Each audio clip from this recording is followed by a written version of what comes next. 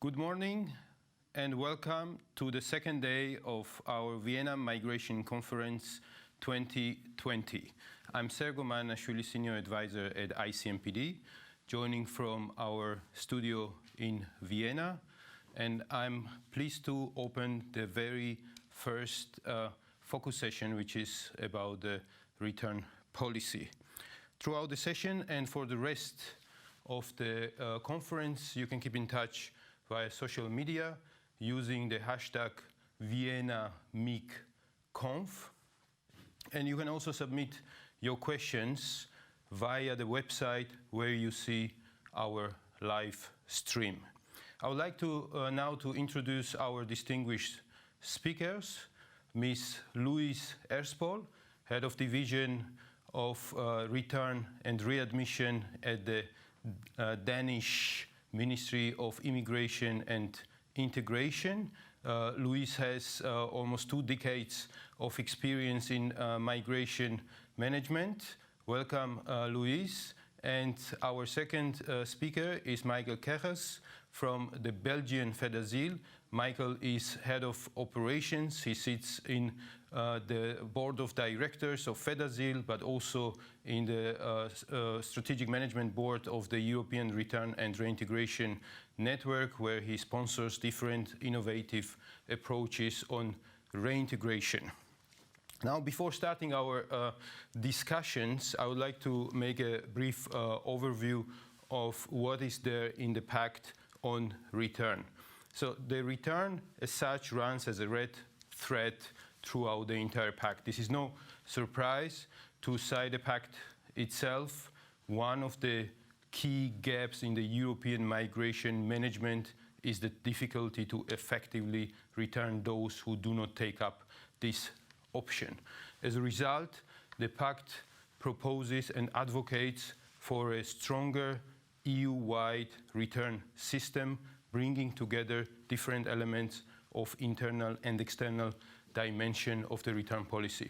On the internal dimension, the Pact refers to 5 building blocks. First, the adoption and implementation of the EU Return Directive. Second, strengthened capacity of member states. Third, the leading role of Frontex. Fourth, stronger governance within the EU and appointing an EU return coordinator within the Commission. Fifth element is the development of new approaches on AVRR, reintegration.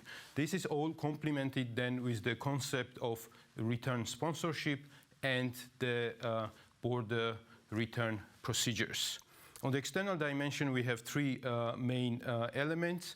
The first one is return and readmission agreements and arrangements, starting new negotiations and implementing the old ones. Second is strategically pooling together different policies, instruments, and resources of the EU and member states to create return leverage.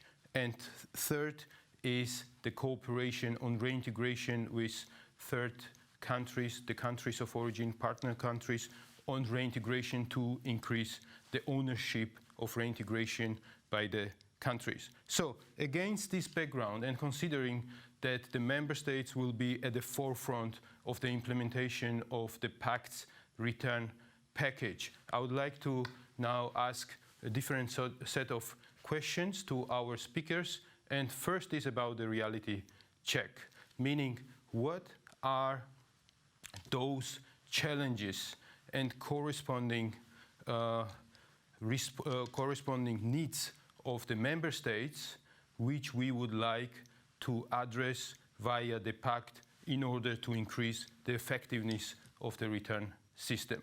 Louise, the floor is yours. Thank you, Sergo. Happy to join you this morning. Well, in my view, and I think in Denmark's view, there are 2 key points with regard to sort of the needs of the member states. And the first one is to have an effective system for return decisions, return orders. And the second one is to have a specific approach to those people who then find themselves in the return procedure. The Danish perspective is, and it is important to have return decisions made at the same moment as a return order. In Denmark, in the first instance and in the final decision, in the appeals decision, these decisions are made in one, which is part of the proposal in the recast return directive. We have in Denmark also a two-instance system. We have immigration authorities and two specialized courts, which means that we have a very efficient and streamlined path for decision making. We also have a main return authority. It used to be the police, but as of August this year, we now have a civilian return agency. So the responsibility is very clear at the decision-making level and also at the enforcement level. At the policy level, we also have a clear organizational framework in our ministry with a return division and also a clear return focus at the Ministry of Foreign Affairs. As some of you may know, we also have a return ambassador. So I think this is one of the key points to look at within the fitness check. With the approach we have with regard to then the return procedure is an outreach approach, where sort of you might say that the authorities approach the people in the return procedure, the people who have a return order. And we have a procedure with very sort of specific steps to follow through. It should be, the people with a return decision should know what to expect, the steps that will happen throughout the return procedure. And this is a way to keep the people in question moving forward with their return. What about the challenges which you encounter in your specific member state? I think the challenges we encounter are related to the cooperation with third countries on return, the willingness to take back citizens who have applied for asylum and are not willing to return. And I think a challenge is also to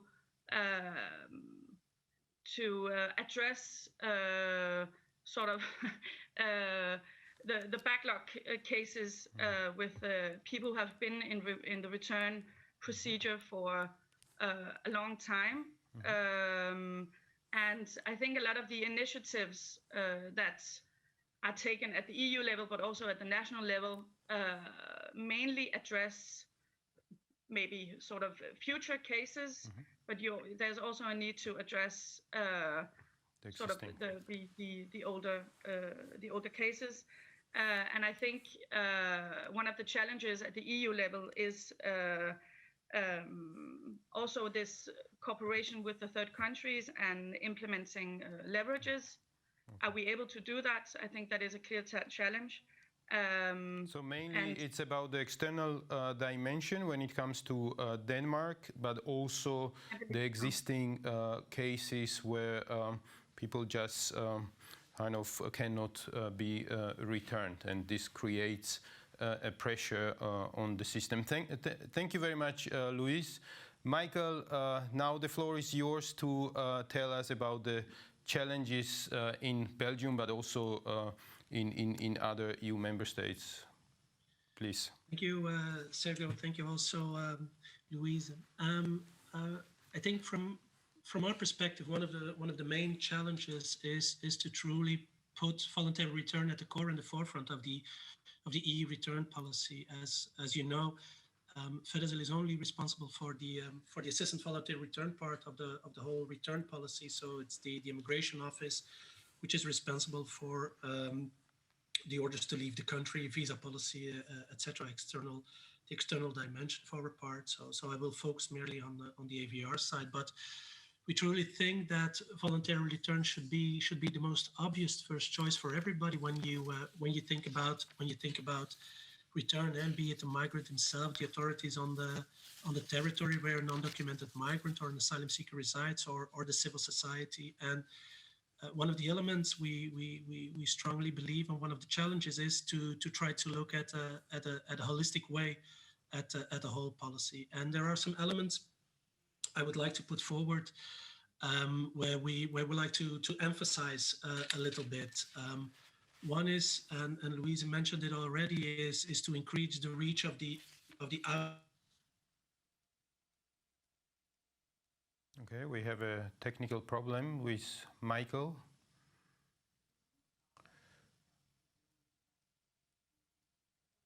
Okay, so maybe before Michael is joining again, I would like to go back to Louise and ask the second question already, which then maybe Michael will bundle in one single answer. So, Louise, we have now, as I listed, different solutions proposed by the Pact. And these solutions, especially return sponsorship or border procedures, or even those concepts which we have in the recast return directive, but also on the external dimension, bundling different resources to increase the leverage. How do you think will they increase and whether they will also increase the effectiveness of the return system? Here I would like to open a disclaimer that many concepts which the Pact is proposing is already implemented in Denmark. Therefore, your take and your experience would be very interesting to hear about. Thank you. Yes, thank you, Sergo. Correct. A lot of the initiatives in the recast return directive have already been implemented with regard to the way we make return decision, with the time limits with regard to appeals, special courts for the appeal procedure. So this very streamlined procedure and access to detention. With regard to sponsorships, I think it's still very early days to assess the effects, and we need to know to learn more details about how it will effectively work, and what are the legal implications after this 8-month period. But I think it's very interesting to address a new way of dealing with the migration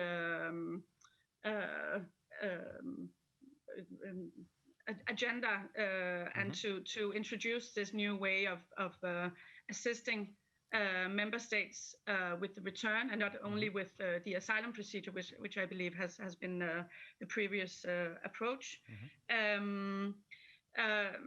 For Denmark, with regard to the border procedure, we have, as you know, we are a Schengen associated member state, and there are still some discussions going on with the Council and the Commission about whether we will have sort of separated legal frameworks or these hybrid frameworks.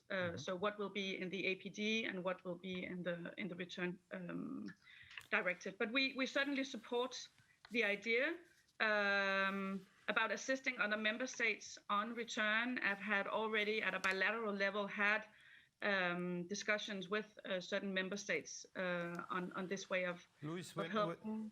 when it comes to the external dimension and the leverage through different instruments, we know that Denmark has also interesting tools at its disposal. Can you maybe say in a few words how you bundle these different instruments and resources to increase the leverage, to use positive or negative or both incentives, please? Yes, we have, for the past, since 2017, we have had what we call a jointly managed budget line from the ODA budget. And it's a means to enhance cooperation on return and readmission with the third countries. So this allows us to fund activities that support the acceptance of returnees, or to manage migration in the third countries at a more broad level. And it has proven to be an efficient working method, and it allows us to invest in a cooperation with a third country. So it's a positive incentive rather than a negative one. Thank you, Louise. Now I think that Michael is back live. Michael. Yeah, I'm sorry for it's one okay. reason I was kicked out. So now you have two questions in one response, please. Especially, we are already talking about the different solutions which the Pact is proposing. And I would here like to ask you especially about this famous, now becoming famous, return sponsorship. The return sponsorship, Louise already mentioned, raises different questions, but if you look at the concept, it has different elements. It's also helping another member states through return counseling, through different national AVRR reintegration packages, but also forced return, etc. And you, as Fedasil, I think that you have already an experience of how to cooperate with other member states, especially when it comes to counseling and reintegration. And then also, if you could answer the question, what would happen to those returnees who cannot be returned within 8 months, let's say from other member states, and then they would come to Belgium? Thank you. Okay, let's try this for a second time. Well, I think what is important in the Pact is that the idea is really to open up the whole toolbox, which is quite interesting. I think we're leaving now a sort of a one-dimensional discussion on relocation as a means of EU solidarity. And we're opening now the whole toolbox and looking also on return support, border support, all those kind of issues, which perhaps make a more comprehensive and a more equitable solution and compromise feasible. So in that sense, we're quite hopeful. I should join a little bit, Louise, also in what you said on the return sponsorship, is that for us there remains a lot of practical questions, practical complexities, such as how will it work, for example, for Slovakia or Lithuania practically to do the sponsor of return of migrants from Greece. How does this work? How to safeguard respect for international treaties, jurisdiction, namely non-refoulement principle, context of border procedures, etc. But on the other hand, and you mentioned it also as one of the 5 building blocks of the Pact, it's all the focus on new approaches. It's also an opportunity to closely work together with other member states and to try to develop new ways of thinking, to exchange best practices, to develop common new projects. And I think that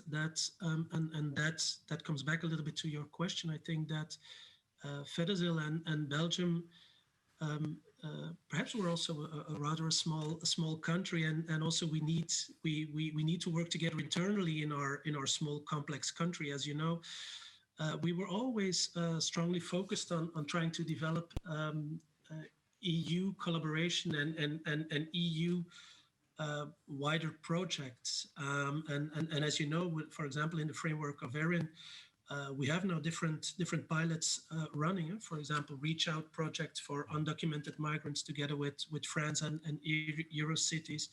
The development of the READ tool, it's the follow-up online tool for the reintegration program that we do together with the Commission. There are trainings, the whole training sessions that has been developed and that we're expanding now and sharing with our colleagues from other countries. And now one of the new projects coming up, the development of the quality framework for reintegration. So in that sense, we think that there is really a strong opportunity here to increase collaboration, share best practices, and really open up that toolbox to finally come to what we need is a comprehensive EU policy where everybody takes a little bit of the between brackets burden. And in the end, get a better situation for all of us. In the end, it's a prisoner's dilemma. Are we willing to give in a little bit of our own comfort to get a better comfort for all of us, or do we really pull back towards our own situation? So thank you, Michael. What is interesting here to hear that actually whatever is already in the return sponsorship concept is already happening to some extent at the European level, be it through bilateral cooperation of FedAsyl or within the European Return and Reintegration Network. So this is a concept which might sound new, but when it comes to cooperation, it's already happening, especially on counseling and reintegration. And now I want to move to, Q&A session. We have different questions here from the public. The first one is how the cooperation on reintegration with partner countries, especially with a view to increasing their ownership of the reintegration process, whether this concept might work and whether this could also contribute to better cooperation on whether it's forced return or voluntary return with partner countries. So the role of reintegration cooperation with the partner countries. Please, Louise, the floor is yours. Very briefly, because we have other questions as well. Yes, well, how do we cooperate with third countries with regard to reintegration? Well, I mean, I believe it's important to do it through ERIN, which we strongly support doing it through ERIN and in cooperation with other member states and with the ERIN partnership. Okay. Michael? Thank you, Sergo. Yeah, indeed, and as you know, I think reintegration is what we think is a crucial element of a comprehensive and a credible reintegration policy. But in order to be credible towards migrants and stakeholders, for example, in civil society and towards local governments, the reintegration assistance that we offer should be of sufficient high quality. I think that's an important thing, and the organizations offering reintegration services should be held accountable also to meet high standards, and this requires common definition of high standards, which we're working on, which is an important part, I think, also to increase credibility, also to increase your grip on the whole program, and besides that, also to create a robust way of monitoring and evaluating these organizations. It's about a lot of money, it's a lot of political also credibility we put into it. I don't have to mention the risks also we run when you enter people into reintegration programs, and finally it seems that a reintegration partner in the third country is not reliable. These are risks we have to manage also, and therefore the monitoring quality standards are very important. And here again, we strongly believe that the benefits of a harmonized approach are very clear, and a coordinating role of the EU here, again, is very welcomed also from our side. Okay, thank you. We have 2-3 more questions from the public. The first one is your take on this new EU return coordinator, whether this is necessary and what will be the added value, and especially the relationship with Frontex, which also has a leading role to play according to the Pact. So we may start with Louise, please. Thank you. Well, we support this new initiative with the return coordinator, and are keen to see whether it will have the main effect on the internal or the external dimension. With regard to the internal dimension, we believe this new coordinator could play a role with regard to, for instance, the sponsorships. What are the needs? It will be clear, maybe at an earlier stage, what type of support is needed. With regard to the external dimension, I think it could also, this coordinator could also play a role, but I think we still have some issues with applying the different leverages at the EU level. So that will be interesting to see. And with regard to Frontex, we believe they have still a learning curve on reintegration. So the voluntary return. And the member states need to support Frontex capacity building within this area. Okay. Thank you, Louise. Michael? Yeah, very briefly, I think that we really welcome, I think, the initiative to have a return coordinator. And when looking at the landscape of return policy in the EU, it still is a rather diverse landscape with different agencies, different project structures responsible for different aspects of the whole policy. When you compare it, for example, with everything concerning training, reception, asylum, where you have with EASO a very clear, strong agency with a clear mandate. In the framework of return, this is more like an evolving thing. It's something that's being built at the moment. So in that sense, we really welcome also the fact that there is an EU return coordinator that can help to coordinate and to work towards a more clear structure within the EU, but also perhaps on the external dimension. And I join also what Louise said on Frontex, that there perhaps is, which is absolutely quite normal, is that there still is a learning curve when tackling issues like reintegration, but also everything that comes along with it. Reintegration, assistance voluntary return, counseling does not work, let's say, top down. It's something that really is being done bottom up by talking, assisting people, giving good training, working together closely with civil society, with diaspora organizations, with local municipalities, with cities, etc., which is a rather different approach than perhaps what they were used to. So really looking forward with a lot of confidence towards that, and voilà.